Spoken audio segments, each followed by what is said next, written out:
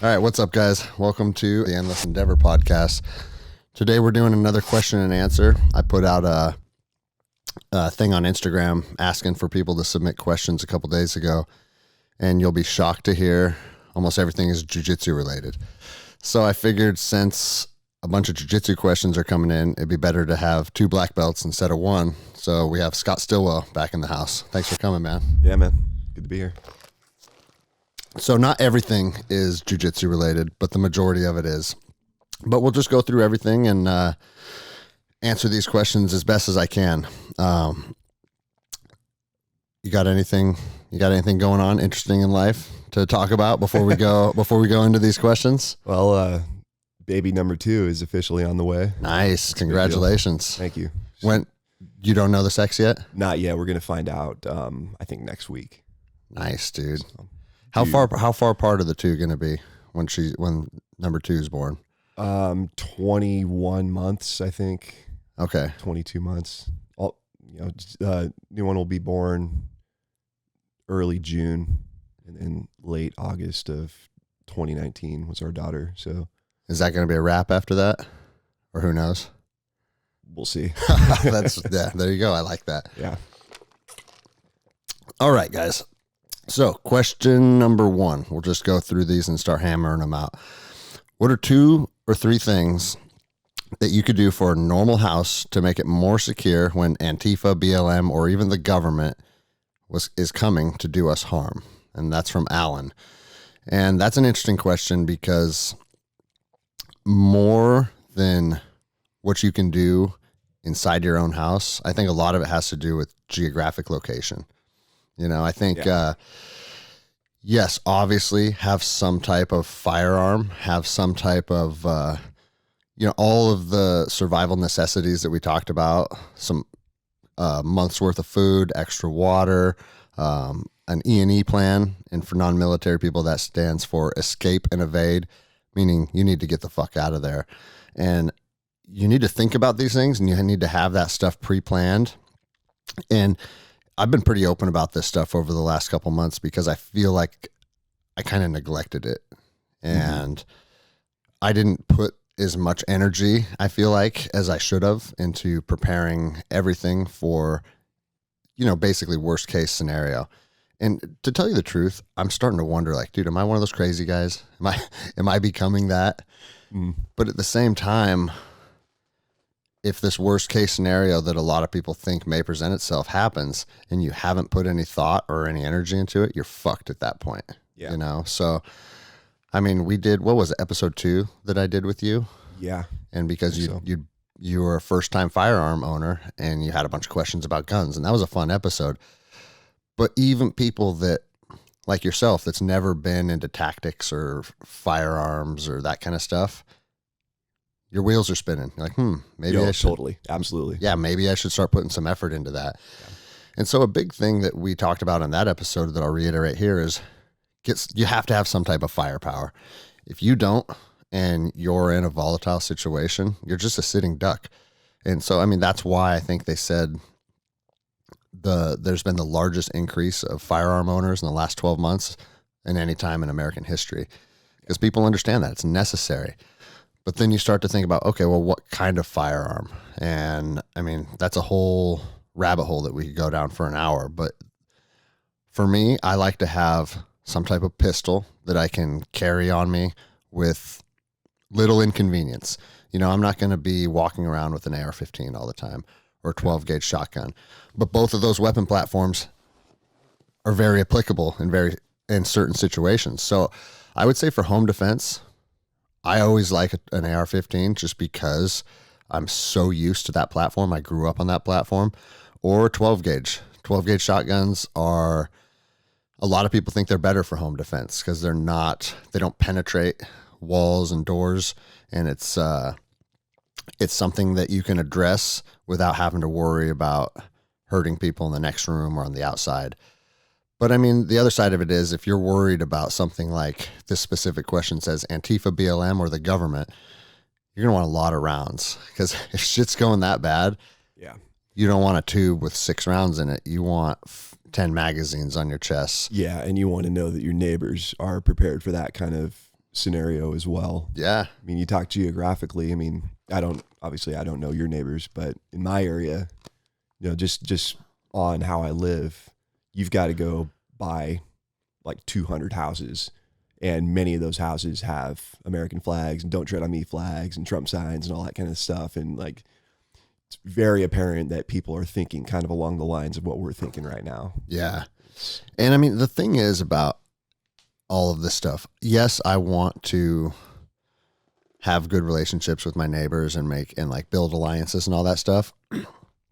But the worse shit gets, the harder those alliances are to maintain. Yeah. Because at some point, if this guy has food and my kids are starving, well, I mean, yeah, we've always been cool and we watched UFC together a couple times, but my kids got to eat, you know what I mean? Yeah. And so that's why, like, for me, what I think best case scenario is having a huge piece of property that's remote where you literally have, your 30 people in your life that are in your circle that you trust, that people that you can count on to not be dead weight. They'll be workers. They'll be helping with perimeter. They'll be helping with food. All of these things. You can't have dead weight in a scenario like that. Yeah. And that's my plan. But that takes a lot of forethought and a lot of different steps before something like that can come to fruition. So for me, just something that people could do in their own house right now, I think you have to have a firearm. I think your family and friends that are close have to have a rally point. And that needs to be predetermined, and it needs to be somewhere that a central location that you guys can fall to if chaos does start to overtake the neighborhoods. And I know it's crazy that we're talking about this, but it's literally happened in some neighborhoods over the last couple months. Mm-hmm. People walking around and throwing bricks and Molotov cocktails and demanding people come out of their homes and shit. So, I mean, it's in that situation as well. I mean, you talk about having dry food and firearms and water and a way to support, keep the lights on and keep your family warm and, somewhat healthy and satisfied. That doesn't necessarily mean, food stops arriving at the grocery store. That could mean I cannot leave my house without the threat of a fucking brick coming my way. Yeah. So in my estimation, as much as I've been kind of paying attention to everything, I think the more I can stay home and just not have to leave my house for any reason, maybe the better. That might be the best thing for me, because I'm not, obviously, we have a good little network, but if it came down to it and I was like, I'm not going to go anywhere, I'm just going to maybe ride this out. Maybe that's the right thing to do. Other people have obviously completely different optics on that scenario. I don't really have anywhere to. I think riding it out is the best option. Yeah. I mean, unless you have a reason to take the fight to someone, which, I mean, there's scenarios where that's the right thing to do too. Yeah. But for guys like us with small kids, our priority is going to have to be making sure that they're safe, they're secure, and then only having to go outside of that when it becomes necessary. Like, if food supplies run out, okay, I guess we're going to have to address this and we're going to have to put together some type of operation. But I mean, who fucking knows? Yeah. Is this could be a scenario where a BLM protest comes through your neighborhood and it lasts 15 minutes, or it could be a government, like, basically like a fucking seizure on the cities where, I mean, people are fucking worried about the mandatory vaccine and all of the COVID restrictions being re-implemented, and you can't leave and you can't do this and you can't do that. Like, that's another scenario where it could be months where you're dealing with these problems. Yeah. Months of unknown. Yeah. That's kind of uncharted territory. I mean, it is uncharted territory. It's just not knowing, Yeah. And it's literally a first for this nation anyways. You know what I mean? Yeah. But it's also happened time and time again throughout history. I've been, I'm reading a book right now. I read about a lot of fucked up shit. It's about the Ukrainian grain famine in the early 1930s under Stalin, when Stalin had taken over the Soviet Union. Mm-hmm. And, the long and short of it is they implement a bunch of, government policies that obviously don't work. There's a massive grain requisition. They label and rebrand different economic strata of people, call them kulaks and stuff like that, which basically means rich peasant. So if you can afford another cow or you can afford to hire somebody, you're a capitalist, you're a kulak, and they just basically force people into living into collective farms and jack all their shit, and ended up basically starved millions of people. Right? It's the long and short of it. It's a terrible incident in human history. Now, we read all that in the United States and prepare for it and are nervous about it, rightly so. But the advantage that we have over those past incidents, or the rape of Nanking, for instance, if you ever read that book, Mm-hmm. when the Japanese army invades into Nanking, they give up their weapons. They basically appease this invading force and just get slaughtered because of it. And we have the advantage of having learned all this stuff and gun the fuck up. There are a lot of guns in the United States, man. And Ukraine did not have that. China did not have that in these instances. Whether or not that gives us the upper hand, who knows? Well, I mean, it's definitely going to change the dynamics of how it's played out. Yeah. It was like you said with controlling the food. Weaponizing food has been happening since the beginning of time. Oh yeah. Yep. And I mean, a good example that I've talked about it before is like the militias in Mogadishu back in '93 when the whole Black Hawk Down thing went down. The militias and the warlords were seizing the food, and then if you control the food, you control everything. Yeah. And so, in order to not allow yourself to fall into that, you have to pre-plan and you have to make sure that you have your own amenities and your own supplies, Mm-hmm. But then the other side of it is if you have that stuff and people know about it, I mean, fuck, now it's on. Yep. At some point, now it's on. Yeah. And so I think it's interesting how people think America is civilized and this could never happen here. Or if it did, that it would be vastly different than what we see in third world countries with mobs of people like literally wrestling over bags of rice. Yeah. Guess what, motherfuckers? The second you're going hungry and there's a pile of food there, you're going to see the same thing here. And the thing, I mean, fuck, dude, we're seeing the same thing here over Nike tennis shoes. Oh yeah. You know what I mean? Yep. So like now take everybody that's just, I mean, there's a big portion of our country that are acting like savages already. Now interject starvation into there. Right. Well, and that's, you talk about a bug or a feature in an operating system, right? Is this a bug? Is this a feature? Irrational mob behavior is definitely a feature of the human condition. Yes. Because I remember when, Halo 3 was released and some kid got his ass beat, for a fucking video game, I'm not tracking on that story. Oh, so this is in like 2006 or 7. And I remember the game Halo came out and it was like a midnight release and some kid walked out. He's like, I got the first copy, and he just got his ass kicked, and some kids ran off with his game. So it's like over a video game. This is kind of a tangent on that, but it's bizarre to me that people will wait in lines for things like video games. Yeah. I can understand concert tickets, right? Because there's only so many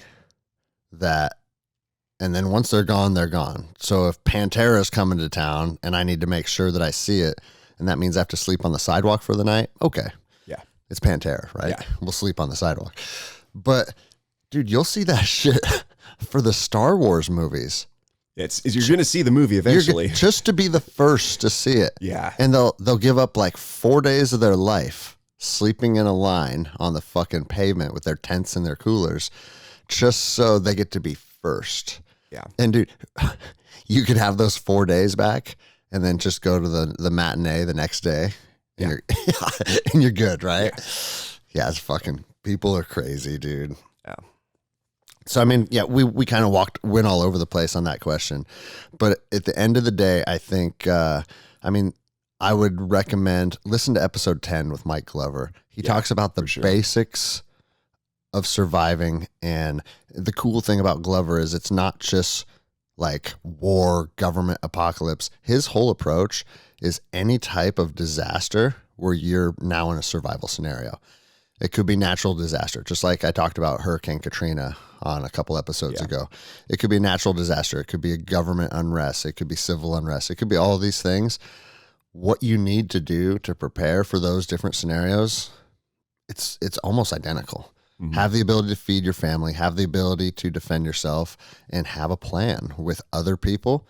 And it goes back to like military 101, shoot, move, and communicate. If you can defend yourself, if you have mobility, and you can communicate with the like-minded people, with the team that you've built.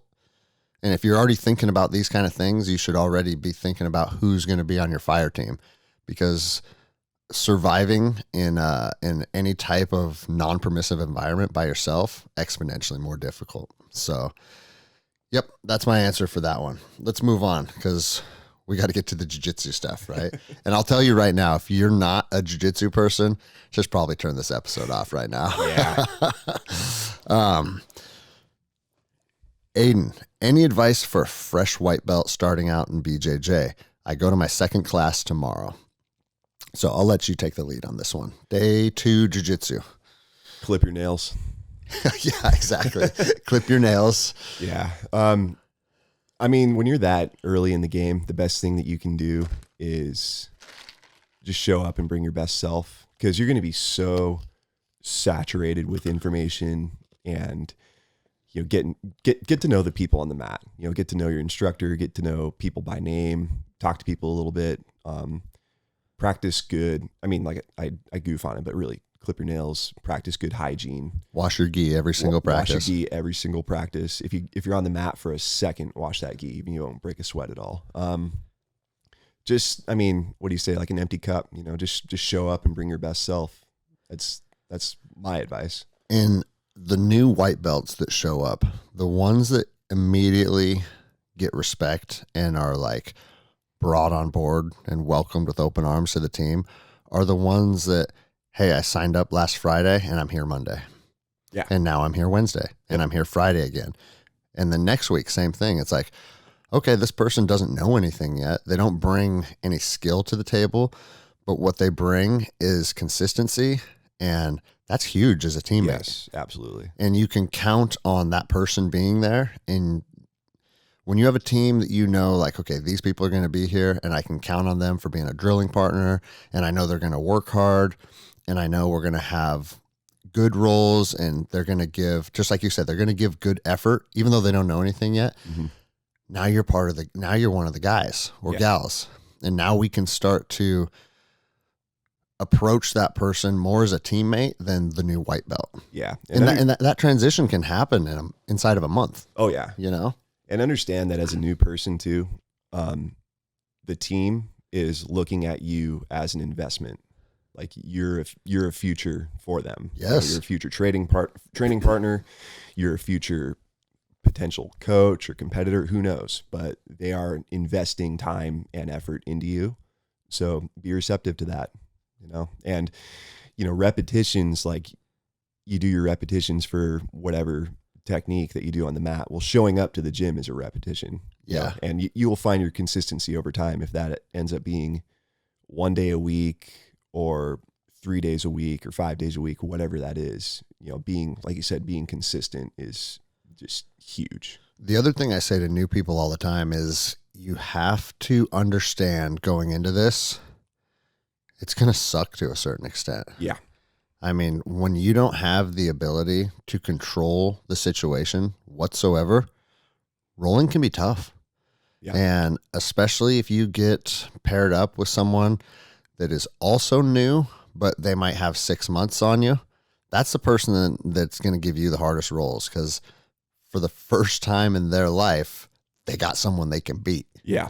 And they've been waiting for that moment for 6 months. Yep. The purple belts and the brown and black belts, like when you're rolling with them, they're going to allow you to work some technique, and they're going to allow you to try and implement some of the jiu-jitsu that you've learned throughout the last few days or weeks. But it's the other lower level guys that are like, they're hungry. Yeah. They're hungry to eat somebody, you know? Yep. And you're probably going to be that guy. And that's good though. Yeah, because that's going to be you eventually. Yeah, that's going to be you. You want that moment. You don't want those guys to go easy on you. Because that's jiu-jitsu. That's the whole beauty of what we do, is that you can go real hard and you can implement techniques that are going to work at a live speed on the mats in a training environment. But with that, until you're used to that type of pressure and that type of like cardiovascular output and all the things that come along with hard rolls, you're going to feel like a fish out of water, and it can be intimidating to people. There's nothing like being new at jiu-jitsu, No. you know, because you've been a new guitar player or a new, police officer or a new carpenter or a new electrician or whatever. It's like, you go through baby steps and you learn stuff and you make mistakes, but you understand that you're making progress. I mean, you're not literally getting your ass kicked during all of those things. Yeah. You know?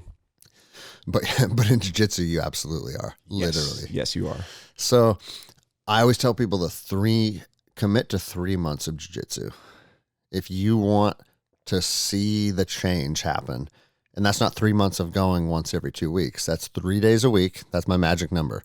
If you want to train, it doesn't matter white through black belt. If you want to be in the mix with whatever, with your peers at your belt level or whatever, it's 3 or more days a week. Yeah. For me, 2 days a week, I feel like I can maintain where I'm at, and 1 day a week, just quit. Yeah. No, I mean, in all reality, I joke when I say that. Some jiu-jitsu is better than no jiu-jitsu. That's the reality of it. But you're going to have a hard time ever progressing with 1 day a week. Nobody ever got good at something doing it 4 times a month, you know? No, the very best you can do is maintain. Yeah, I agree with that. So let's go to the next question. And I like this question because I made a post the other day about, I had a map and a compass. Okay. And I don't know if you saw this post, but it was just, I had plotted a route on a mountain with a bunch of waypoints. And then I transferred it over to the map and annotated all the waypoints. And then I put it in my GPS. And it made me realize, like, man, I haven't fucking plotted a route on a map in a long time. And for some reason, it's fun. It's fun to geek out on maps. I've always enjoyed that. Maps have always kind of been my thing.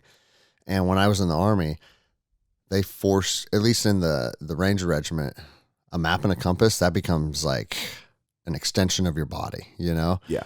And to know where you're at is imperative. And that's something that used to happen in Ranger School.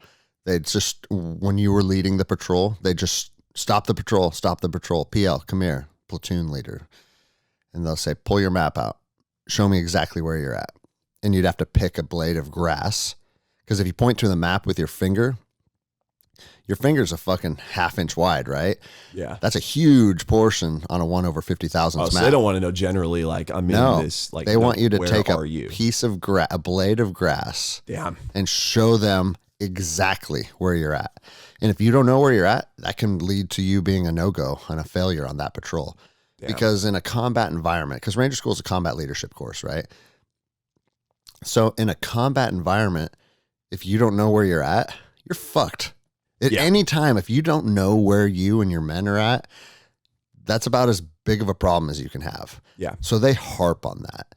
And it just forces you to understand that just part of Ranger life and part of patrolling is always knowing where you're at.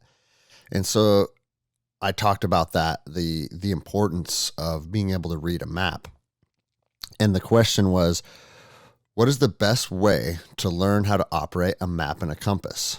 I saw your posts, and how people don't know how to navigate without technology. I found myself raising a hand because obviously in today's world, it's really easy to know where you're at because you have your phone or you have your GPS. And I love my GPS. I just got a new Garmin. It's called a 66i, and it has SATCOM capabilities. Both, obviously, it's a GPS. They all have SATCOM capabilities, but this one has SAT communication capabilities. So I can send text messages, and I can reach out to search and rescue and stuff Okay. anywhere on planet Earth. So it's a cool tool to have. But anything that operates on batteries, you have to anticipate it not working. Yeah. That's just the reality of Redundancy. Redundancy. And so the best way to learn how to read a map and a compass, in my opinion, and I don't know if there's a lot of, I don't even know if there's like courses that you can attend to learn this stuff. I know Mike Glover, again, he'll probably come up a lot in this podcast, does run navigation courses. And shy of having you like professional instruction on this topic, it's going to be hard because you have to learn to plot your position on a map, and then you have to learn to plot where you want to go on a map, and then you shoot an azimuth. And what that means is you take a protractor, you put it on your map from where you're at to where you want to go. You measure the degrees that shows on the protractor. So say it's like, so like every time you kick make a change in your course, you measuring is that what you're talking about? No. Okay. So if let's see, this is going to be really convoluted trying to explain this through a microphone to everybody, but let's say I'm here at my house. This is point A where we're starting, and I want to go basically I want to go into the city of Lake Stevens. I want to go to Target. Okay. Right. But there's no roads. Just imagine this is just overland, right? Okay. So I would look at a map. I would be here to the north. 1 mile to the south is Target. Mm-hmm.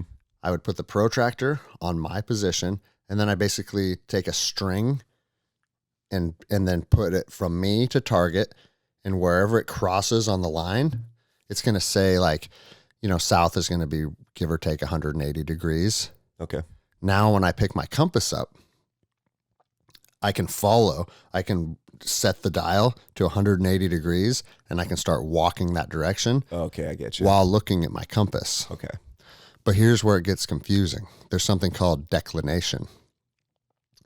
And the degrees on your map and the degrees on your compass are changing. And that's because there's like big iron deposits somewhere in northeastern Canada that will pull on your compass. Oh, shit. Okay. Yeah, exactly. And so because declination exists, you have to account for that to wherever you are on planet Earth. And so each certain area has its own declination where it's like, okay, I'm going to have to, let's see if I can remember this. It's been a minute since I've been in the Army. It's magnetic to grid. You add degrees. Okay. So if it's from your compass and then you're plotting it to a map, you add declination. And if it's grid to magnetic, you subtract the declination. And it even gets worse. That's Western Hemisphere. Oh, Jesus. Eastern Hemisphere, it reverses. I never would have even considered any of this. I'm glad you're talking about this right now. This is crazy. Yeah, no, it is. It's crazy, right? So there's a website called Map Tools, and I love this website.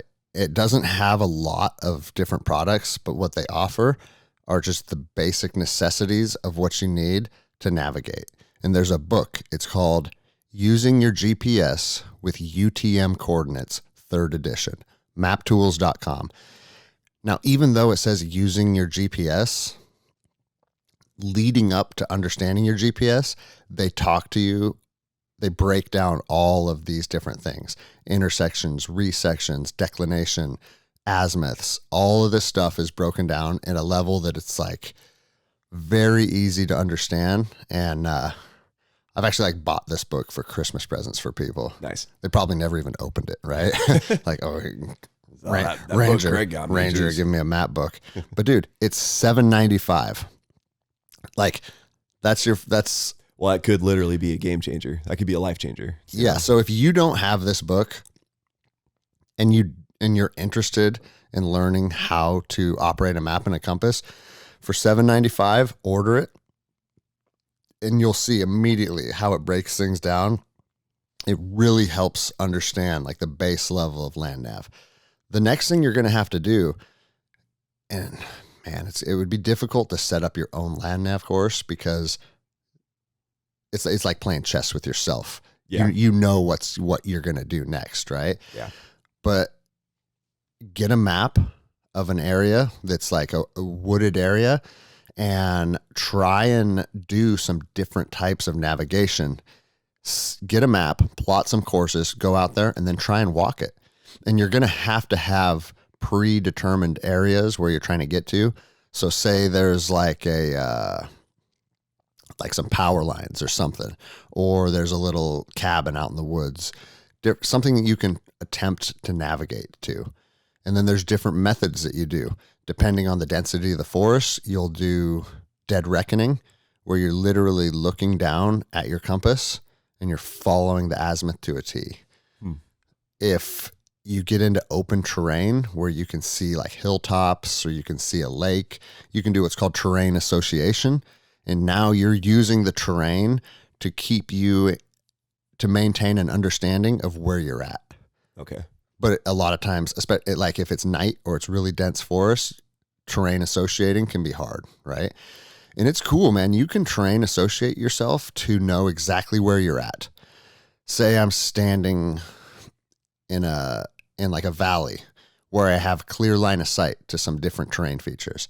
And I can see there's a big peak right in front of me.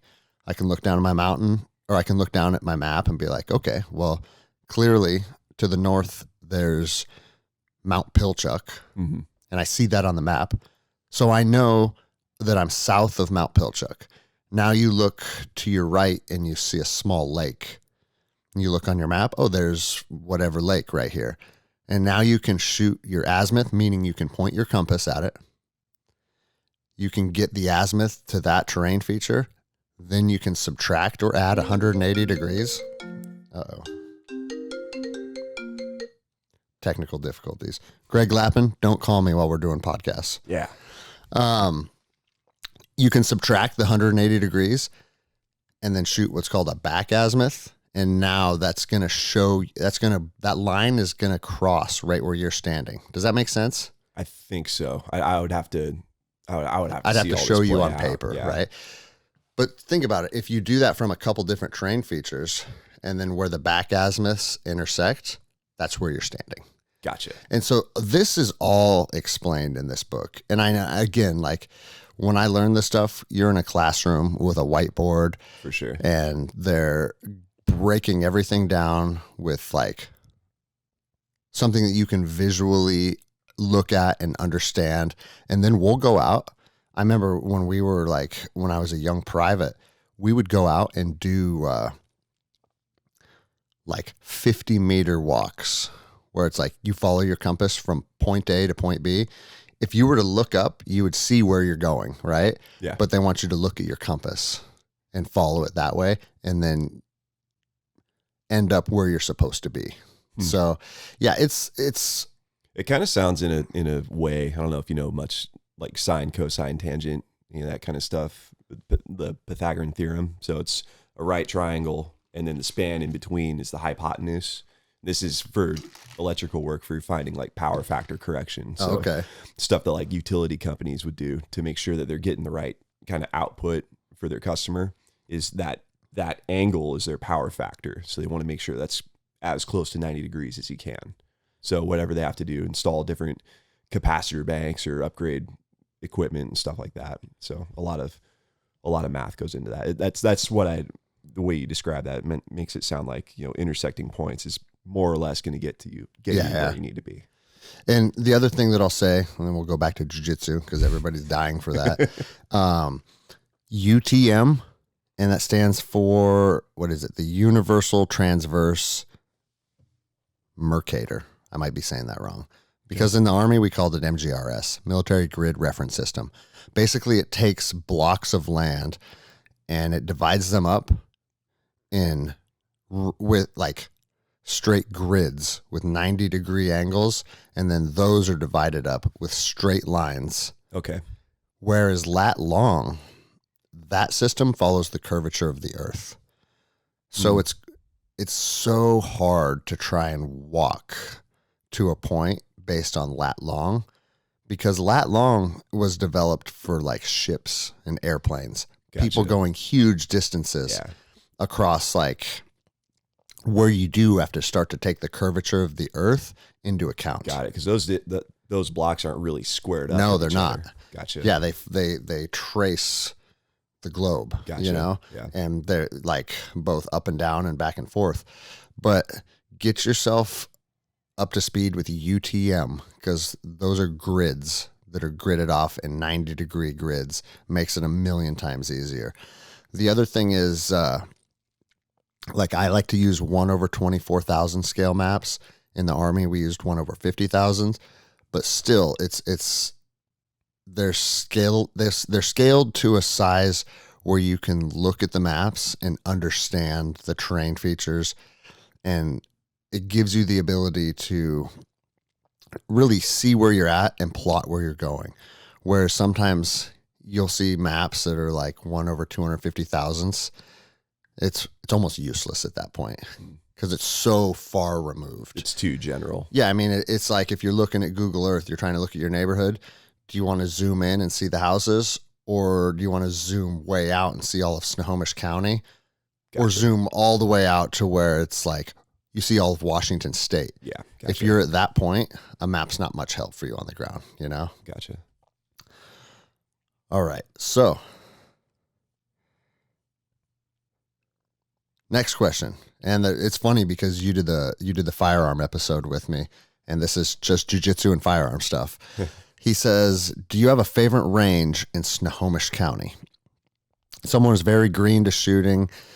I'd love to find time to train and do things proper. Not trying to be tactical, but just defend my family, learn to shoot, move, and communicate.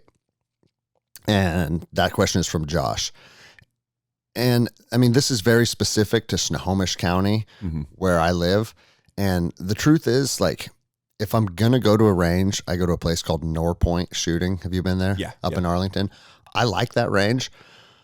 But at the end of the day, I always have a hard time spending $60 or whatever it is. Yeah, because you got to buy their ammo. Or Yeah, you gotta rent the lane, and then it's like $3 per target. And you buy their targets, and they're this and they're that.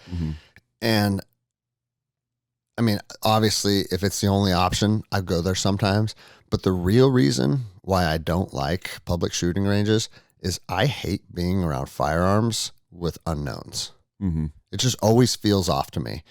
Like I was brought up in an environment where if I flag someone, meaning if I'm holding my pistol and I turn and I point it at you, it's fucking like that could be the end of your career. Yeah, fuck yeah. Like you don't point guns at people.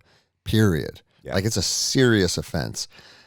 When you're out in the public with people that you have no idea their level of training, you have no idea their level of competency, and I'm standing next to this person while he's shooting a Glock or an AR, I just have a hard time with that. And I don't know if it's just being paranoid or what, but the other thing that, this is bizarre. I was talking to my next door neighbor. He's like, yeah, last time I went to the range, and this is local. He goes, the guy in the stall next to me shot himself right in the head, committed suicide. No fucking way. I said, are you fucking kidding me, dude? Way. Yeah, and he was there with his kid. And I'm like, what the fuck, dude? And he goes, and then the range cadre came out, and you know what they said? Not again. We can't believe this shit. Dude. So here's the deal. I guess that's a thing. And I've never heard of this before, and I didn't look into it at all. But he said that the range, he talked to some people there, because he was right next to the guy, right? Jesus. So they end up talking to him, and I wonder if they refunded his money for the day. But they said that people will get super depressed, and they don't have access to a firearm. Oh, man. And because buying a firearm, you have a 7-day wait period. Yep. That they're like, this is my instant access to a firearm. Oh my God. Isn't that nuts? That's insane, man. And so I heard that story, and in law enforcement, they always say, there's a saying that they say suicide and homicide are very closely related. Yeah. Meaning if you're at the darkest point in your life where you're ready to take your own life, it's very common for those people to take some other people out with them. Mm-hmm. And maybe not very common. I mean, I'm sure the vast majority of suicides, the person just takes themselves out. But there's also related enough to make a point out yeah, of it. exactly. Yeah. You know, where they take their family or they go on a shooting spree. Yeah. Because they're in a fucking really, really dark place. I don't want to be on a shooting range with someone next to me in a really, really dark place. Well, and who knows if that guy decides to rent that gun for the day and turn it on everybody in the range. That's what I'm saying. You know? Yeah, exactly.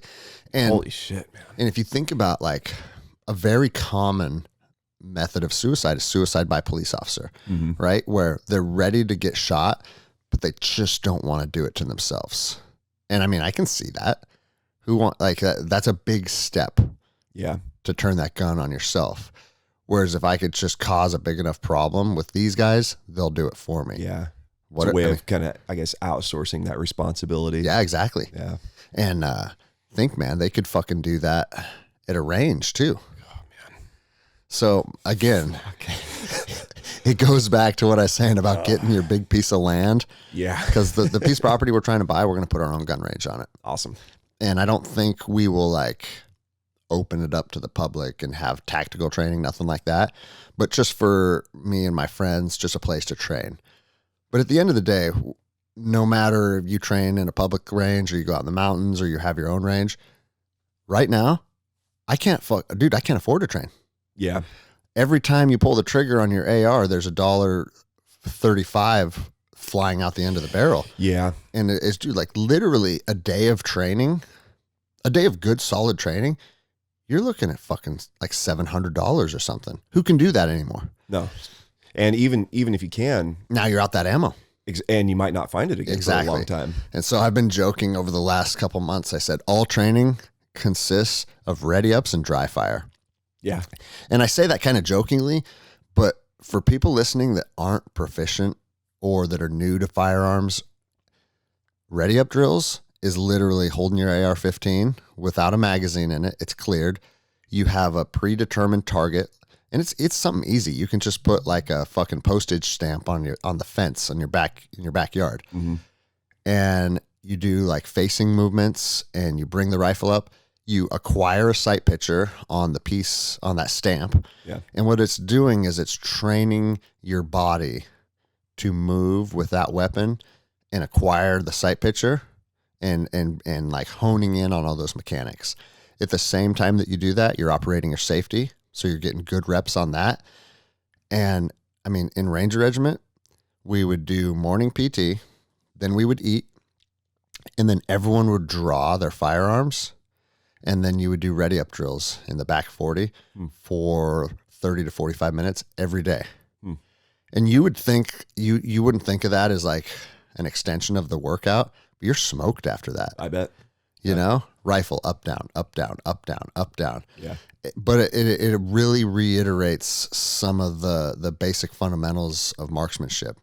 And it's easy. You can do that in your bedroom. The other thing you do with pistol is the same thing, but you're actually firing the weapon each time. And it's a dry fire.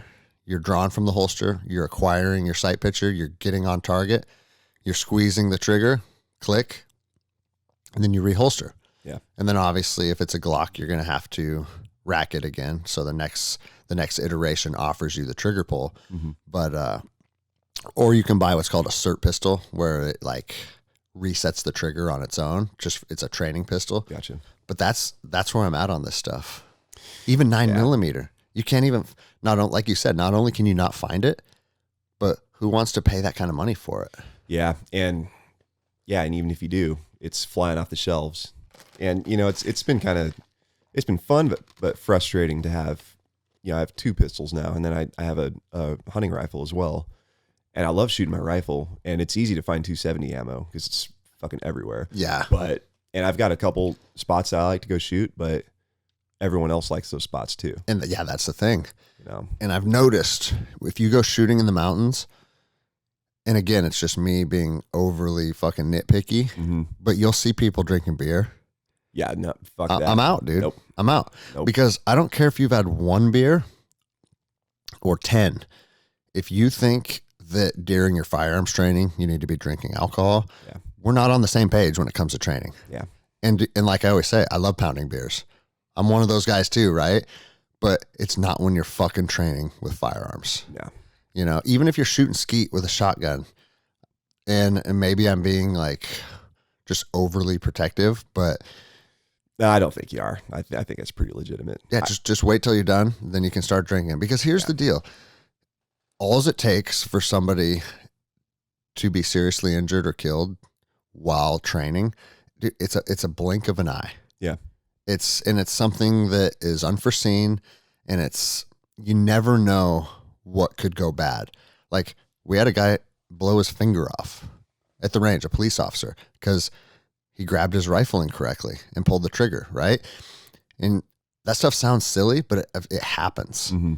You start to add alcohol into the equation, all you're doing is increasing the likelihood that stupid things like that are going to happen. Yeah.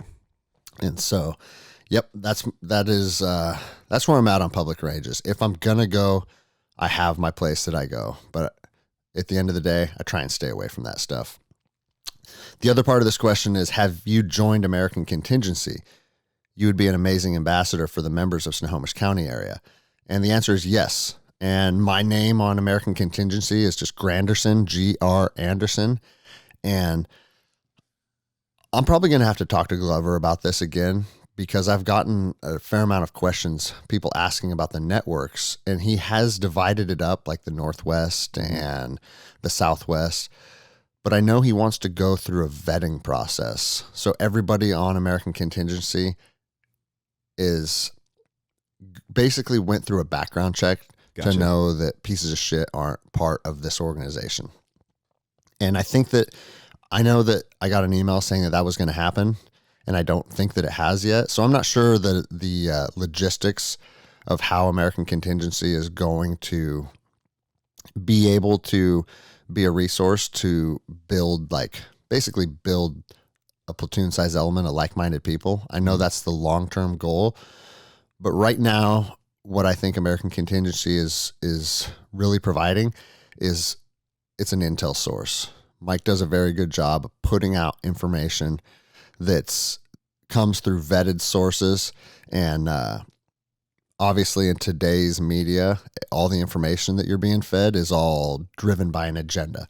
And I don't care if that's CNN or Fox News, they have their spin on things. And Mike's spin on things is just to give you the facts of what's going on, and then you can do what you want with them. Yeah. And American Contingency has been really good for that.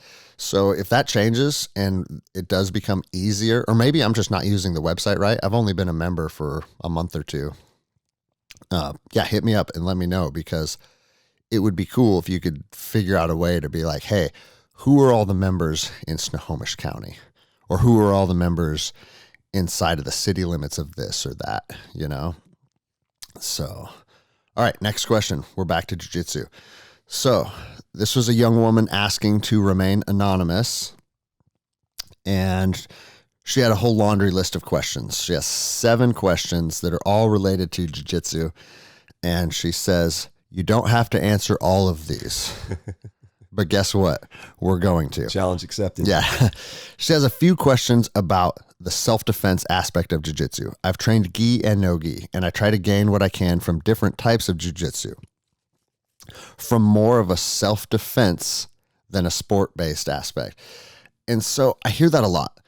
People want jiu-jitsu for different things. And that's what's the beauty of it, right? Is some people want to compete and become a fucking world champion in the sport of jiu-jitsu. Other people are police officers that, I don't know if you listened to the episode of Cleared Hot that came out last night. Yeah. But Andy talks about one of the guys there who's a brown belt who got in a gnarly fight. Yeah, I'd heard that story as before. a police officer. Yeah. And he said, dude, he was fighting a guy in Montana in a snowy field, and the fight lasted 30 minutes. It's insane. And that's after that he realized, I need to fight. I need to know how to fight better because I can't ever have that happen again as a police officer. And so, or you might be a young woman that went through some kind of traumatic experience. And I know people that's the reason why they're training, right? So everybody has their different reasons for what brings them to the table. And some are more like, I'm just looking for a way to burn calories. And then some are more, I need to learn to defend myself. But this is what's fucking awesome about jiu-jitsu. I don't feel like any of those things are mutually exclusive. Yeah. They all kind of make up the same, kind of fall under the same umbrella as far as purpose for training. Yeah. So you may be at the gym because you're 30 pounds overweight and you want to lose weight and increase your fitness. And she may be at the gym because she has a stalker that's sending her emails saying, I'm going to break into your house and do this or that to you. But at the end of the day, you're going through the same process and you're developing the same skill set. And I feel like it's going to be applicable in a similar manner. Yeah, for sure. But it's one of those things that's like, there's no cookie cutter response because what works for one person may not work for another person. Yeah. And so her questions, they're basically all kind of rooted in self-defense aspects of jiu-jitsu. And she says she had 7 different points that she wanted to touch on. The first one is gi or no gi or a mix of both. Mix of both for sure. I mean, I would prioritize gi for self-defense purposes because of the clothing aspect. I mean, that kind of gets played on a lot, but I love that you said that. Yeah. Because for whatever reason, I feel like people have started to say there's a movement that like no-gi is more applicable to self-defense. I don't agree. I don't agree either, especially living in Seattle. Everyone has jeans on and most people have coats on. And if you know how to use a gi the right way, guess what? Your Carhartt jacket is now a gi top. Yeah. But if you train gi in a way that is geared towards self-defense, it's not all that different. That's what I found. Yeah. And you talk about no-gi and gi have kind of diverged into being sort of different expressions of jiu-jitsu in a lot of ways. I think that's started to not be such a thing anymore, but more, over the past couple of years, more no-gi people were doing different kinds of guard and leg locks and different kinds of attacks and maybe more MMA oriented. Yeah. And then jiu-jitsu is going more, this is just my observation, but more sport jiu-jitsu or maybe self-defense oriented. And there's more crossover recently. I think that, like at Charlie's, at our gym, we do heel hooks with the gi. Yeah. If the match goes against the wall, we keep we don't reset. If we're against the cage, we keep grappling. Same at my gym. Yeah, you use the environment. Yeah, because here's the thing. Yeah, you very well may get smashed into a wall. Yeah. Well, now what? Yeah. There's no point in saying, "Hey, reset in the middle." Yeah, exactly. Yeah. Yeah, and I totally agree with that. I think that the gi has got a bad rap, primarily because like MMA has become a big thing, right? Mm-hmm. And so over the last 10 years, the UFC's blown up and people see that. And then they see us in our pajamas and it just seems kind of silly to them, right? Yeah. But what I've found with gi is, and I hated the gi until I was a brown belt. Full disclosure, because when I started training both jiu-jitsu and MMA. Mm-hmm. And I would bounce back and forth every single day. I'd go to jiu-jitsu and then I'd go to a separate MMA school. And I wanted my techniques to cross over. So even as a blue belt and a purple belt, like I'm trying to mount you and I'm going to try and head and arm choke you. Even though I had a gi on, it was identical technique. Mm-hmm. So I started to develop a game that really worked well in either environment. But what I found is to get to those positions in gi, it's more methodical. Yeah. It's a longer road. Your technique has to be crisper. You have to be tighter. You have to have more control, more pressure. And in my personal experience, honing in your technique with a gi on, you take that gi off, I feel like my pressure and my grips and my transitions, I feel like everything's just a little tighter. Yeah. And I don't think you can do it the other. Maybe someone can make a case for doing it the other way for no-gi as applied to gi. No, you can't. I don't think you can. I don't believe that you can. I haven't seen that. I mean, no, that's why typically like really good wrestlers, the first time they put a gi on, it's a problem for them. And that's because wrestlers they're typically very athletic. They're typically very good at scrambling.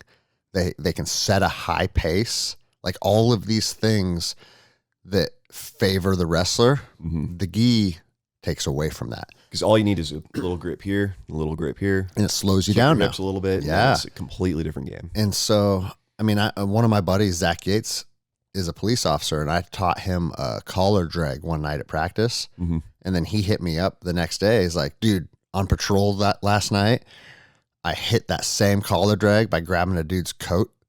And I generated so much power because the collar drag dude, the amount of momentum that you can build on that, you can chuck people with especially on somebody that doesn't understand that that's what's coming. That's what's coming, yeah. And he threw him right through a fence. he goes, dude, it was awesome. And you want to know the best part of that story? Yes. Is his wife signed up to do a ride along with him that night. No So shit. she's sitting in the patrol car and saw that. He's like, I look like a total badass, dude. That's awesome. All right, her question number 2 says, only chokes, or do you do chokes and submissions?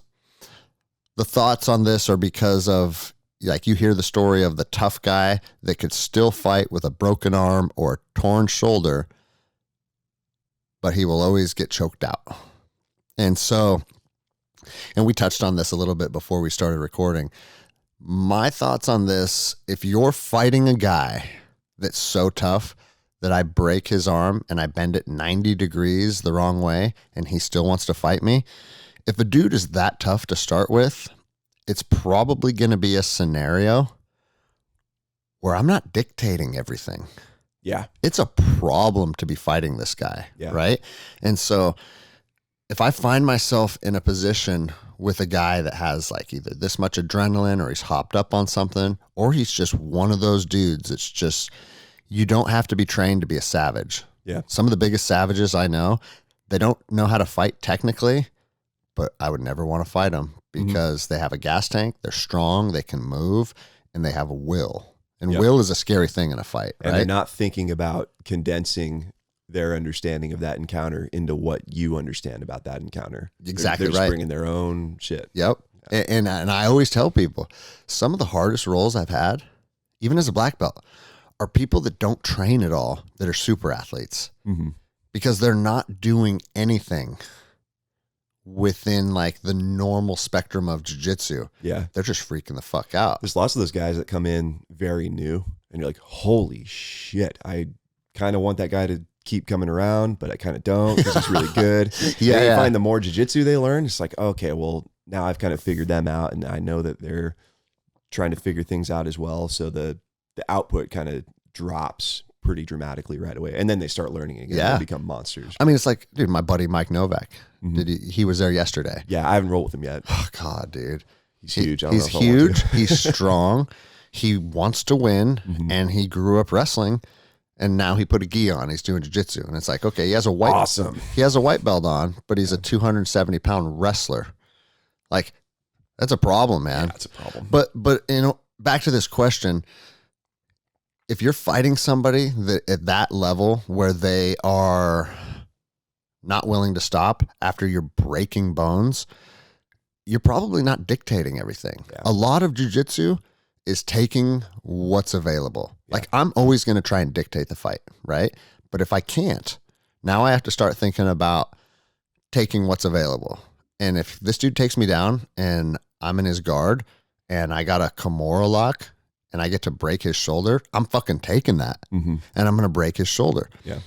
And if he keeps fighting, well, fuck, dude. Maybe I'll have to break the other shoulder.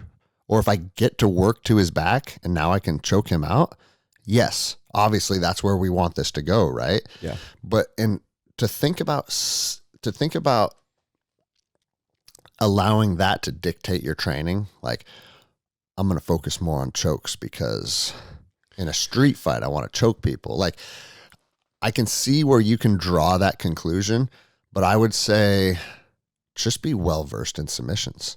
Yeah. Like, I love arm bars, and I would love chokes if I could choke people as well as I could armbar people. I probably would, right? Yeah. But my game, for whatever reason, has morphed towards arm bars, and I'm always looking for that. So the reality of it is in a street fight, guess what? I don't even want to do jiu-jitsu. Seriously. Like, that's the most ironic thing about all this. Yeah. Like, as a black belt, someone that trains all the time, if someone confronts me on the streets, no, I don't want to go to the ground with you. The more I learn about fighting, the more I want to avoid fighting. Yeah. Like the more I do this, where it's just like, no, you don't want to, as much as you can, avoid that encounter. And we talked about that when we did our podcast before. Like, if you can leave this situation, leave. Yes. If you can do that. I think no matter if jiu-jitsu is your passion and you want to have that be the majority of your training, I still think you need to understand a fucking jab cross hook. Yes. I think you need to understand getting a Muay Thai clinch and throwing knees to the midsection and knees to the face, because I look at street fights like this. If it goes to where I have to assault this person, I am going to try and make it quick and violent. I'm going to try and hit him with a right cross. I'm going to try and grab him in a clinch, knee, knee, knee, knee, and then I'm going to get the fuck out of there. Yeah. That should be it, right? In the event it does go to the ground, okay, cool. Now I have all my jiu-jitsu.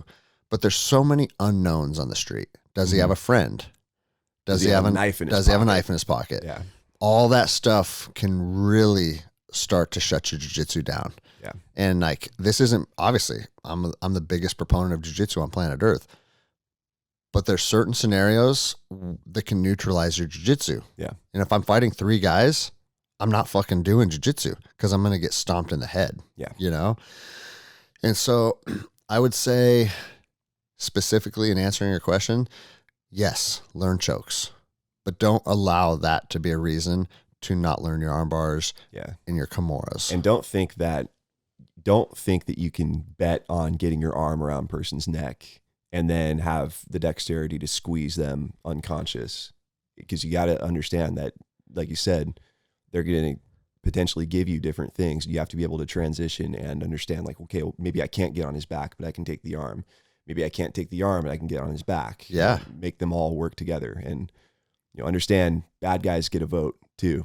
Like, they've got a real say in how this all plays out. So you've got to make everything that you do work with what they're giving you. Well, and that's why, like, obviously our gym is a CrossFit and a Jiu-Jitsu academy. So I'm talking to CrossFit people a lot. And one thing that I keep reiterating is the difference between Jiu-Jitsu and CrossFit. There's another person that gets a vote on how this is going to go. Mm-hmm. So, like, yeah, downstairs, if you're doing burpees, you can smash yourself. But at the end of the day, you're in control of everything. Mm-hmm. You're not in control of everything upstairs. Yep. It's a very different dynamic.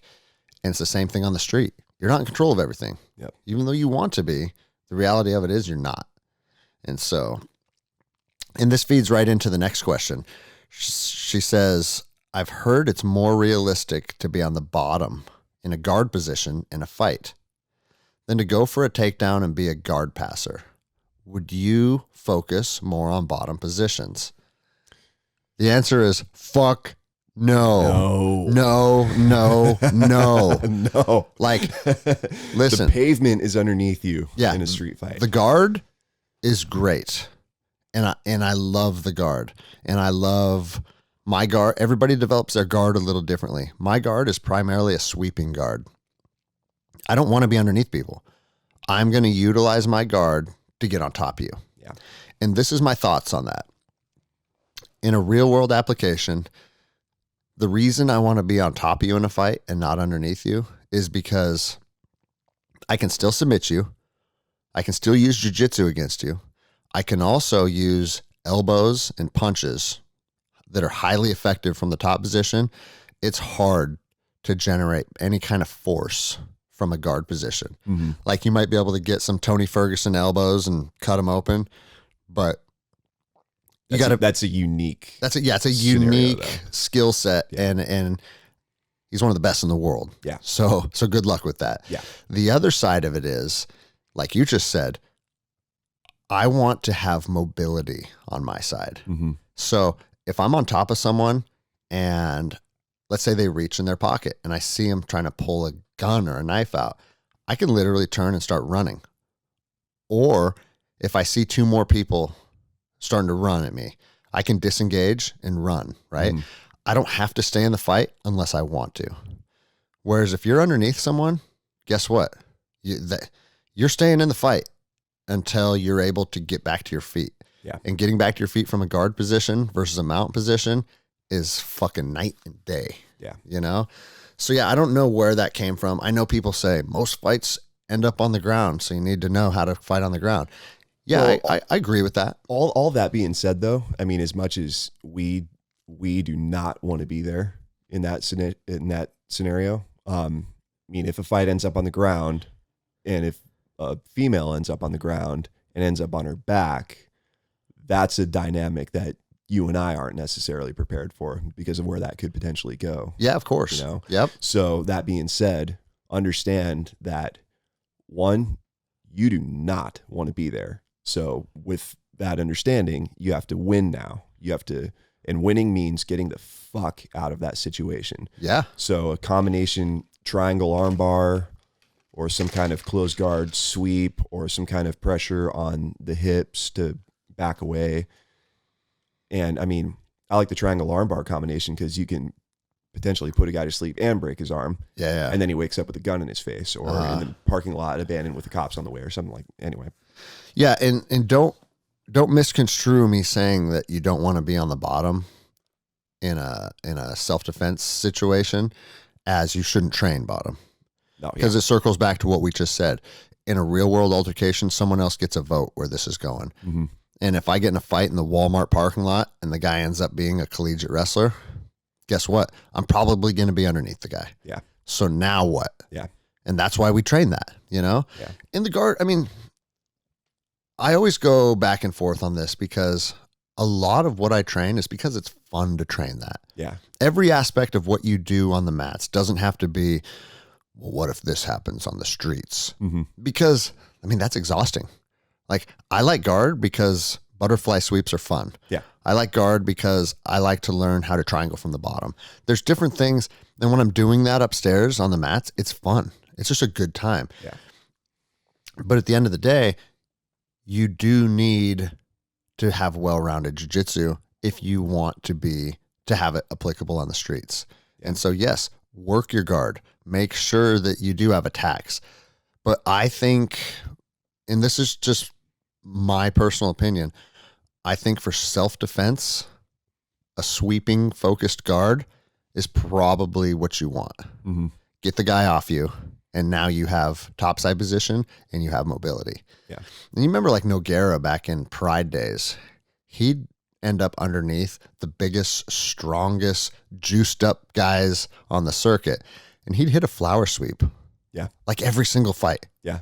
Just a day one white belt flower sweep. He did it to Tim Sylvia. He did it to like all of those guys. When he came over to UFC, I saw him hit a flower sweep. Mm-hmm. Tim Sylvia's like 300 pounds. Yeah. You know?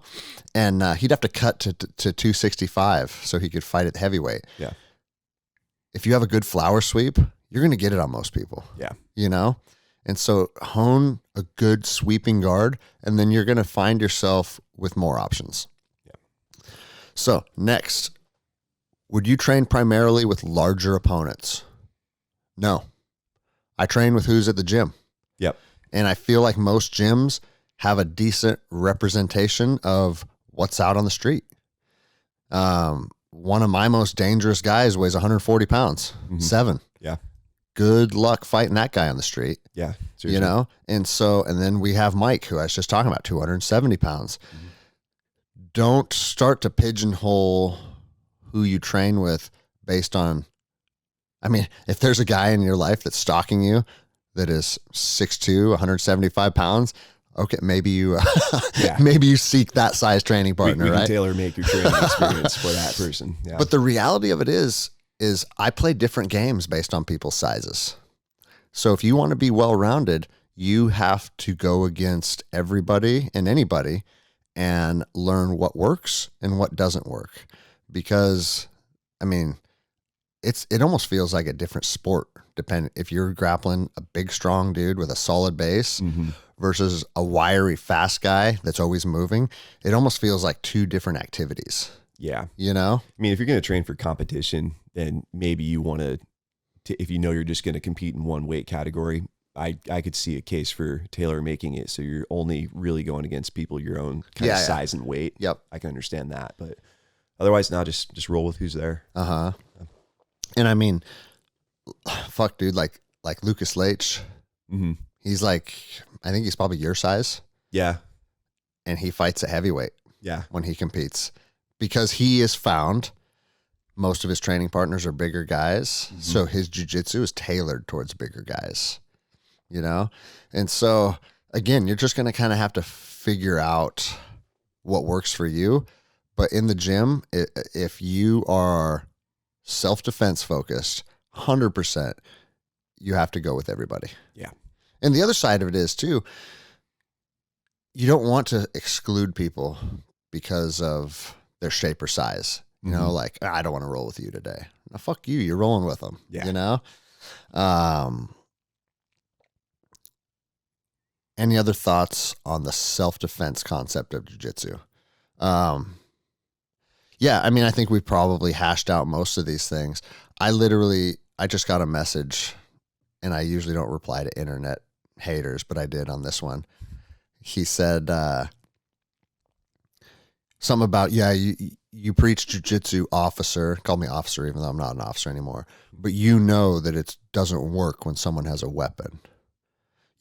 Like he said, like shame on. Oh, and then he wrote sigh at the end of it. Like, oh, heretic, Greg. Like what are you fucking talking about? Man, jeez. Like, I'm the first to say, if someone has a weapon, your jiu-jitsu is dramatically decreased. Yeah. I've talked about that before. I've done jiu-jitsu with shock knives. Have you ever used a shock knife? No, we talked about it before though. Yeah. So they touch you with the knife. Instant feedback. I'm getting cut right now. That's in real world. Yeah. Bro, it's a different thing. Yeah. It's eye-opening because you realize I can out-grapple almost any human being on the earth, and now you put a knife in the hand of a white belt, and you're back to square one. Yep. Yeah. And that's good, though, because it allows you to know, like, okay, dude, if someone pulls out a knife, I'm not going to shoot a double on them. I'm probably going to fucking pull my gun, or I'm just going to create distance. Yeah. If I have to run from the guy, I run from the guy. You know, if my kids are there and running is not an option and I have to fight him, that knife is the 100% focus. Controlling that knife. Yep. I'm not shooting a double and getting stabbed in the lungs, you know? Yeah. And so, yeah, there's no single answer of what art or what weapon system or what technique are going to be the best one to apply in any given scenario, because it's fluid and it's different and it's always changing, you know? This is a never-ending conversation, man. And people's purposes for learning self-defense are going to keep evolving with different videos of encounters and different stories, all that kind of stuff. It's just a constant flow of information coming in, and just understanding, like, you want to live. You want to stay alive is the whole point of self-defense, whatever that takes. And if jiu-jitsu has to take a back seat, then so be it. Exactly. If it's at the driver's seat, then so be it. So that's why a lot of people are always surprised when I say, like, the Rangers and the SEALs and the special operations community, it's not a lot of hand-to-hand stuff. Yeah. Like, it's not Jason Bourne that can grab a guy and break his neck. You know what I mean? Yeah. That doesn't exist because you have weapons all over your kit. And you're fighting with a fucking rifle and a sidearm. And you're going against people who have weapons too. Yeah. You can rely on them having a weapons And platform. so if you're using jiu-jitsu in Fallujah on a rooftop, I mean, good on you. It's going to be a cool fucking story if you get to mount someone and stab a K-bar into his neck. And those stories exist. Yeah. Because just like you said, it's a fluid environment. You never know how things are going to play out. But if you're training for combat, it's not jiu-jitsu that is not your primary focus. Yeah. You know? And so her last question is, could you expand on how your jiu-jitsu, or how could you expand your jiu-jitsu into a sport-focused technique while still maintaining self-defense? I think that's easy, man. Go back to Joao 101. He's like, if you don't think my sport jiu-jitsu works, I'll go fight you in the Walgreens parking lot. Yeah.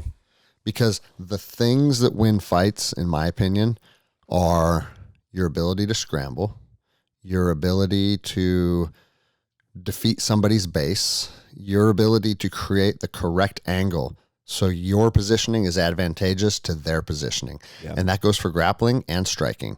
If I can be at the right angle and I can be positioned correctly in relation to you, I'm going to be the one that gets to pull ahead. Mm-hmm. And all those little nuances that are happening in real time, you don't even know it. You know what I mean? Like, it's not like a guy tries to take me down and I think, oh shit, I gotta get my hips backed up and I gotta find my base again. It just happens because it's muscle memory, because we've done it so many times. Yeah. Those are the aspects of consistent training, in my opinion, that are going to win fights. Yeah. And, a lot of high level competition is won by positional control, just scoring points. And obviously you want to win by submission. That's the way to go. But a lot of people, they get the takedown or they get the sweep. And, sometimes it's kind of boring to watch if you're an outsider, but if you can determine who's winning the position for 6 or 7 minutes, and you can apply that directly to self-defense. 100%. Yeah. So if you get the guard pass, like you say, and just ride it out on top for however long that takes, well, you're winning that encounter. Yep. So. And you see that a lot, like in any type of like street fight or self-defense scenario. A guy will come in that has some jiu-jitsu and he'll just get a tight side control and then he'll wait for the police. Yeah. Yep. That's a very viable solution to the problem. Absolutely. Because if you or I put a guy in side control that you hang out there all day, doesn't have a weapon, and doesn't know how to grapple, not only can I hang out there all day, but he'll be exhausted, and we're literally exerting no energy. Mm-hmm. Yeah. And so I 100% think sport jiu-jitsu is very applicable to what you do on a self-defense situation. Yeah. Now, I mean, do you think grabbing the lapel and wrapping it around the limbs in 3 different ways and inverting and doing reverse de la worm guard is going to work on the streets? No, probably not. No.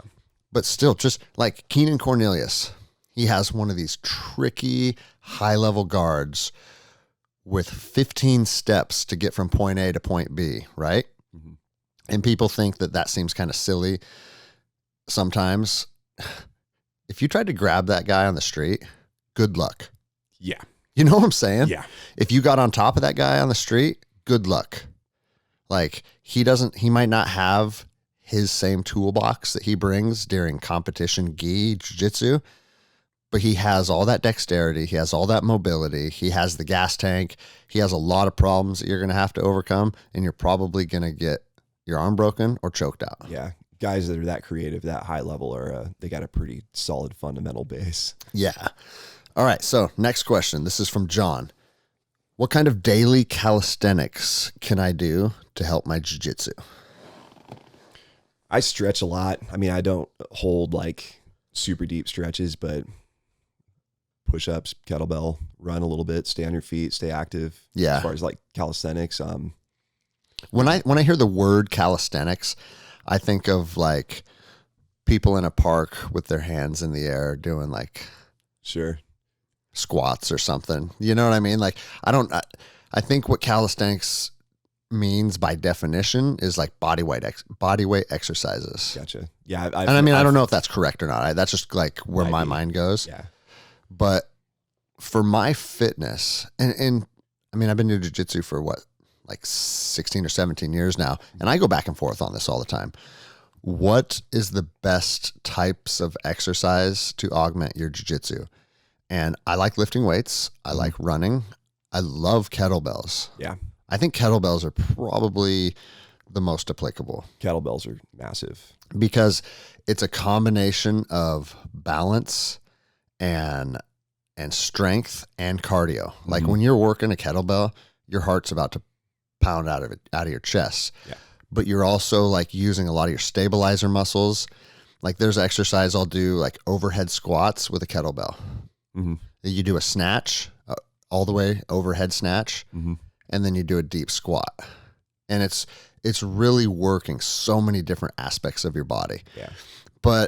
And I've done a ton of CrossFit, and I go back and forth on CrossFit. Right now, me and CrossFit we're kind of on the outs. Okay. Our relation, on the rocks. Yeah, we're on the rocks. Me and CrossFit are on the rocks. And it's because I feel like it doesn't matter if it's CrossFit or Jiu-Jitsu. If you're training hard, you're going to be injured from time to time. Mm-hmm. But I've been consistently injured for like 2 years now. Yeah, it's no good. And I'm trying to figure out how to stay healthy and still train with high intensity. And so for me, I'm taking a break from CrossFit because the Olympic lifting, like fast Olympic lifting, and the guys that are good at it, they're fucking savages. I'm not here to say that's bad for you. I wish I could fucking do that. Yeah. I know guys that can. But when I try and do like heavy deadlifts and do them fast, I fuck myself up. And it's happened over and over and over to the point where I know, okay, these exercises are off limits for me. And that's just my body. It's weak genes. Like if this guy can do deadlifts and I can't, fuck that guy, right? But so like, well, is he doing jiu-jitsu? No. Well, fuck that guy. But so I'll tell you what, like my friend Angie prescribed like all of my CrossFit workouts for like 2 years, right? And they were all low weight, high rep, because her approach to fitness with CrossFit is like redlining the gas tank. So we're going to go low weight, but we're going to fry our heart and our lungs. And I found that worked for me. That's awesome. As soon as I start to incorporate any type of weight, I fucking injure myself. Yeah. And lifting heavy used to be my thing. Like I used to be able to bench 395. I never broke 400, so I can't say that. But like developing strength, specifically to develop strength, that's fun too. Like I enjoy that. Yeah. And so I do think like a combination for me personally, my CrossFit is low weight, high reps. If I want to develop strength, I have to fucking do it slow and methodical. And I'll do it like squats, and then I'll take 4 minutes between sets until my body feels like, you know what, I'm ready to go again. And I feel like that's what works for me for strength. But the biggest thing for jiu-jitsu athletes, in my opinion, it's recovery. Yes. That's absolutely. the biggest thing. Absolutely. That's why I got all of these things laid out, because I want to talk about some of them. And I'm not sponsored by any of these guys. This is just what I have found to keep my body working.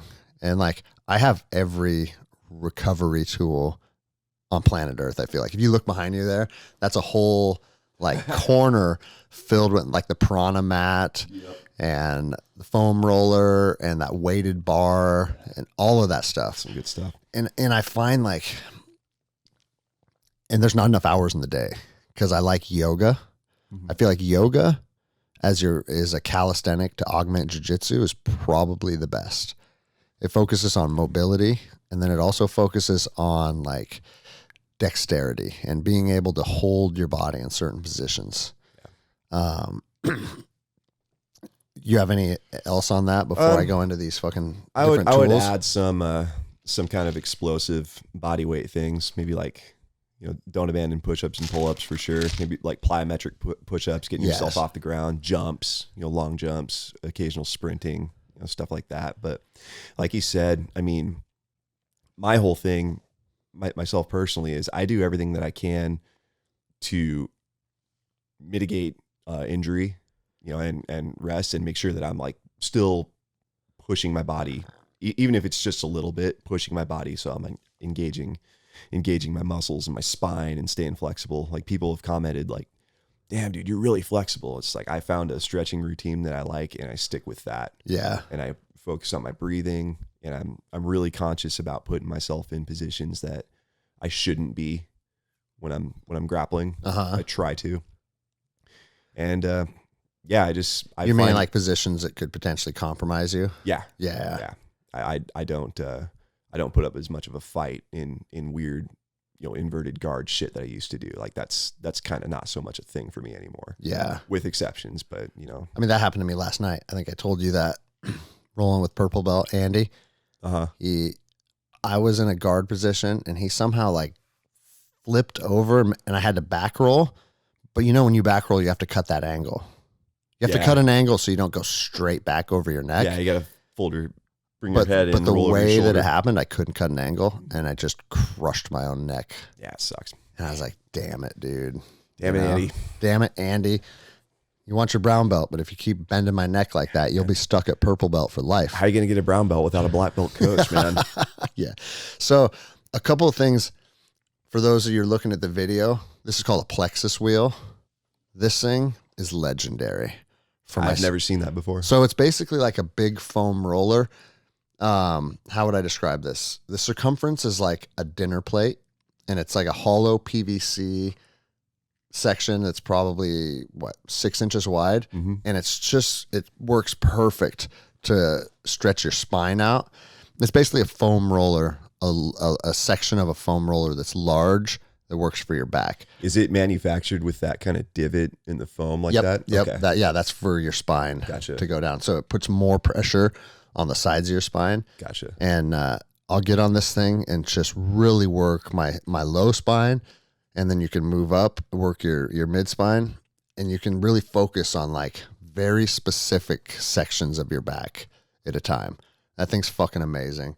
The other thing that I love, have you ever used one of these? No, never seen that. It's called the Tim Tam. It's one of those, it's like a deep tissue massager, but it's electric. And some of them sound like a fucking jet taking off.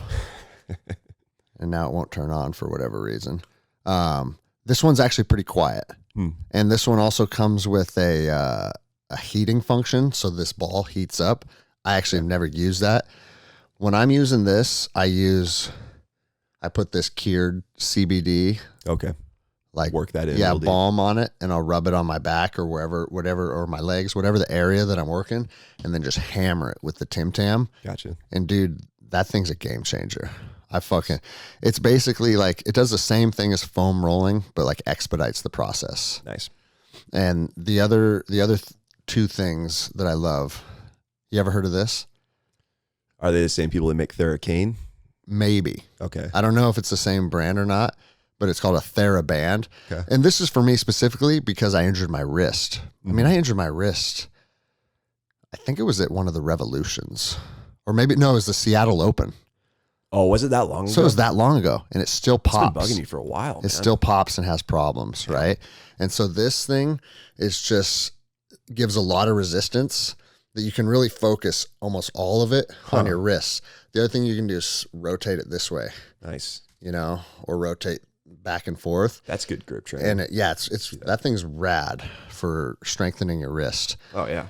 And so obviously what works for me versus what works for you, it's going to have to be, it's direct relation to the areas of your body that need work, And then this last thing is called a rad roller. Have you ever used these things? It's like a tiger tail.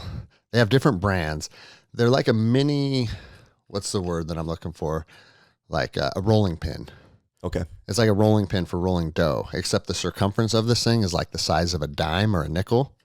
And you can really dig into your quads and your muscles. Okay. Because the deep tissue stuff is, the science behind it is you're training, breaking your muscles down. That's the natural progress or process of how your muscles get stronger. They get broken down and then they rebuild stronger than they were before. But if you do that with a high level of intensity and you do it often, the breaking down process can start to cause scar tissue build up inside of your muscle tissue. Okay. And so scar tissue has shit for elasticity. And so as that starts to build up, it starts to put a higher strain on your tendons. That's why like tendonitis in the elbow, very common just from having tight biceps, tight forearms, and it's pulling on the tendons when you're not working out. This stuff just is not getting addressed, not getting broken up. And so I used to have huge tendonitis issues, and I had this explained to me, and then started doing deep tissue massage and this kind of stuff to my arms. It's completely gone. Nice. So that's how I know it's real, you know? Yeah. Even though, like, I don't know, I feel like a lot of the Eastern medicine is starting to get more validity now. For the longest time, it's like, oh, take this pill or rub this on it and you're good. And now we've kind of come full circle where it's like, actually, no, sit in the sauna, get acupuncture, cupping, like all this shit is kind of making the rounds again. There's a time and a place for medicine for sure, but for therapeutic techniques that have existed for thousands of years in some cases. Why would we just arbitrarily write all that shit off? But we did. Yeah. Like when Western medicine came out with fucking penicillin and like surgical procedures and some things that were like huge advancements that saved a lot of people. It's like you just turned your back on all the stuff that they'd been putting together for the last 10,000 years. Yeah. You know? So, all right. We got a couple more questions. We're at 1 hour and 30 already. All right. Great podcast. Super motivating. I'm an Army vet, former high school wrestler living in Connecticut. You've motivated me to start BJJ. Do you know of any good academies in Waterbury, Connecticut area? And I wasn't going to answer this question on the podcast because it's in relation to one town, right? Mm-hmm. But it made me start to think. The answer is no. I don't know any specific academies in the Waterbury area. So I Googled it, and then I saw like 10 academies, right, in the surrounding areas. Now, yeah, if you want to drive an hour south or hour and a half south to New Jersey and train with the Danaher Death Squad, like there are gyms on the East Coast that I've never been to that you and I would already vouch for. Like Marcelo Garcia, if you can go there, go there. Go there, yeah. If you can train with Tom DeBlass, if you can train with John Danaher, you can't go wrong with those guys because the proof is in the pudding, right? Yeah. So if you're in a geographical location where you can just do a little bit of internet research and see what level of grappler they're producing, you're probably pretty safe to go there. Same thing if you're in Southern California and you're training with the Checkmat guys, or you go to Atos with Andre Galvao, like you're going to be taken care of. Mm-hmm. Outside of that, this is what I tell people when you're looking for a jiu-jitsu academy. You have to determine, first of all, how far you're willing to drive. When I was in Southern California, I drove an hour to my academy because I knew once I decided that I wanted to train with Joe Assis that this is my guy. I like his vibe. I like the team. I like the gym. And it's really far out of my way. But in order to find a gym that you mesh with, that might be it. But you got to determine your schedule and how far you're willing to drive. And then once you determine those things, I always tell people, go check out the academies that fall into that geographical location. If you map it out and there's 10 different academies, go to a drop-in, talk to the coach, see what the program's about, do a class or two. And I even tell people that come to my academy, hey, before you sign up, if you want to check out the other academies in the area, go do it. Yeah. And if you come back, that means that this is the vibe that feels right for you. In an academy, more important than like their jiu-jitsu, I feel like it's the vibe of the team. Yeah. Like, are the people cool? Are they supportive? Are they fun to be around? Are they the type of people that you want to have a relationship with? Because a jiu-jitsu team is a lot more than what it is on the map or on the mat. It's, I try and develop friendships that move past the mats onto regular life, you know? And so obviously you need to have a gym that offers a good program, that offers good technique, sound technique. But more important than that, you have to find a gym where you walk in and you immediately feel like, oh yeah, dude, this could be my home. Yeah. I think that's important. Listen to your gut. Yeah. You know, that's a gut response. And don't be afraid to, make it known to the instructor or instructors if you go around to different academies. Like, hey, I'm new to this. I'm going to check out, you or other people and gauge their response to that. Or play it close to the chest. Just be like, I just want to check this out and see if it's right for me, and weigh all the things, like you say, the geographic, the team affiliation, the size of the class, look around. I can't remember who said this. I think this is a CrossFit thing, but the state of the gym by the state of the bathroom, for example. Oh yeah. Get to know the cleanliness, get to know, just go with your gut as far as how people interact with each other. And then, like you said, geographics are important, but your experience with the people is more important. Because I know that when you're living in California, you drove right past 4 or 5 other academies to get to go to Joao's. Yeah. Yep, for sure. Which was the right thing to do, for sure. And there's a lot of intangibles in what's going to be the right gym for you. Mm-hmm. So for me to say like, oh, your instructor should say this to you, or the instructor should offer this. I think the most important thing is talk to the owner, talk to the head instructor. And it's just like when you talk to anyone. Mm-hmm. It's like when you take a girl out on the first date. Like, almost immediately, is tonight going to be fun or is it going to be fucking miserable? Yeah. Because what's the energy like between you two? How much drama am I in for right now? Yeah, so side story real quick. I took a girl on a date. We met scuba diving. I was scuba diving in Puget Sound, and I came out of the water, and she was coming out of the water. And I was like, oh, dude, this chick is already cool, right? Yeah. She's out scuba diving, and she was alone. And so I was like, dude, you're diving alone? So started talking to her, said, let's go out to dinner. And we started texting. And I was like, any specific restaurants that you like or that you want to go to, or do you just want me to take lead? And she's like, whatever you want. I don't care. Like, continuing to be cool, right? Yeah. So we go to a steakhouse. We sit down, and she looks at me and goes, well, I'm a vegetarian. Things started to go worse from there. Quickly declined from that point on. Yeah, and it got to the point where I was like, I got to get the fuck out of here now, right? Oh my and God.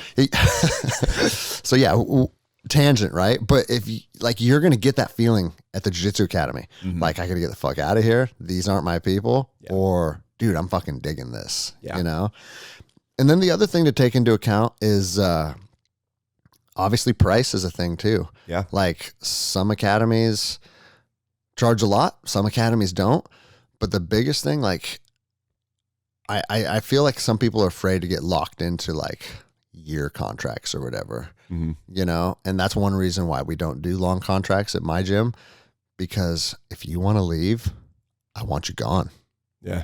You know what I'm saying? Like, yeah, it'd be cool to get your 125 a month to have you stick around. But what that does is it puts a bad vibe on the map. Yeah. If this person's here just because, oh, fuck, I'm paying for it, so I might as well show up. Yeah. No, leave. That's not a good mentality to bring into anything in your life. No, it's not. And so, yeah, a lot of different aspects, but at the end of the day, just see if you mesh with them. That's it, man. That's it. So that's it for the questions. And we talked about jiu-jitsu for an hour and 40 minutes. But anything else you want to add to that before we wrap this up? I just say, kind of touching on the last question, don't feel obligated to the first thing that you have experience with or the first group of people. Like, make sure it works for you. And if you have some uncertainties, challenge yourself. It's jiu-jitsu, depending on, I started, my martial arts experience was pretty young. So jiu-jitsu's really natural for me. So walking into an academy is just no big deal. For a lot of people, it's a really big deal. Yeah. So it's kind of tough for me to bridge that gap just because of how my experience has been. But just jump in, check it out if you've never done it before. Yeah. if you have any questions or uncertainties, talk to your instructor, talk to the other people on the mat. And, people say, when's the best day to start training? It's today. It's like, no, it was yesterday. Yeah. No, I totally agree with that. And the last thing I'll say on that is I'm always very wary of instructors that want to have any type of ownership over their students. Yeah. And I don't mean like there's different types of ownership. Like I mean the negative kind to where like you're my student. Like jurisdiction, yeah, or authority. Yeah, you're my student. Yeah. You like, oh, you went and visited you went and rolled at the neighbor academy. What are you doing? Like I always tell my guys this because I'll have people, my students will ask me, hey, I'm going to be out of town and on vacation in this city. And I was wondering if it's cool if I go roll at insert whatever academy here. Mm-hmm. And dude, my response is always like, I'm not your fucking boss. Yeah. I'm not your mom. I'm not your dad. Yeah. I say, you can roll wherever the fuck you want. Mm-hmm. And if I take offense to that, that's my problem. Yeah. I've even had students, and I mean, this is just my opinion. People will disagree with me, I'm sure. I've had students that have had memberships at 2 academies. And Monday, Wednesday, Friday, they're with me. And Tuesday, Thursday, they're across the street at the other academy. Yeah. And I know that some people have a big problem with that, but I look at it like this. You're a grown man. You're spending money to train with me. You can pick whatever days you want to train with me. Mm-hmm. And the days that you're not training with me, guess what? You can do whatever the fuck you want. Mm-hmm. And if while you're here, you're a good training partner and you add to the good vibe, that's cool, man. Who am I to say what you can do in your off time? Yeah. And no offense to my Brazilian homies because like I fucking love you guys, but that's a big thing in their culture. Yeah. Like you're all in with us and everybody else can, like that's fucked up if you go train with those. Yeah. And that's just a cultural divide. For sure, too, dude. I think. For sure. But I think like if, I get it. If we're training for war and I'm a ranger and in my off time, I'm working out with ISIS guys, that's probably a problem, right? But that's the level of intensity that like the Brazilians feel. Mm-hmm. You know what I'm saying? Yeah. It's like, you're a fucking traitor. You're at the other academy tonight, traitor. But well, keep in mind too, a lot of those guys came to the country and didn't speak any English, had no money, had no real prospects. And you're right. All they had was jujitsu. And jujitsu saved their life. Yep. Jujitsu brought them to America. Jujitsu got them their citizenship. Jujitsu gave them everything. Mm-hmm. So it's a lot more, it's closer to their heart than it is for most people. Yeah. And I understand that. And that's why I respect that. Mm-hmm. But most of my students are guys that work at Boeing. Yeah. Or they work in construction. Mm-hmm. Or, I mean, you just go down the list. They have a wife and 2 small kids, and they're doing their life in jiu-jitsu augments that. Yeah. Jiu-jitsu is something that adds to that, but it's not everything to them. Yeah. If I'm able to carve out a little time for myself, I want to make this work. Yeah, exactly. Yeah. And so if that's great, man. Like, whatever your priority is in jiu-jitsu has to be based on the dynamics of your personal and professional life. Mm-hmm. And I get that. But the other side of that is because that's the type of people that I have, like, dude, you got to do you and you got to make it work. Maybe my Wednesday night class doesn't work with your schedule.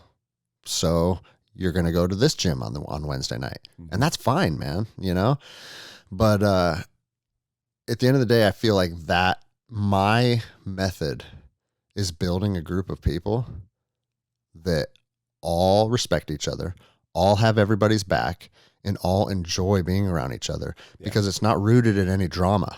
It's just rooted in kindness, hard work, and taking care of each other. How many times this is starting to be the norm at my academy. Practice is over at 7:30 p.m. and we're not leaving till 8:30. Yeah. Because everybody's on the mats sharing stories. And they're not doing extra rounds because everybody's so worn out typically. Yeah. Like sometimes you'll see some of the younger guys get another round or 2 in.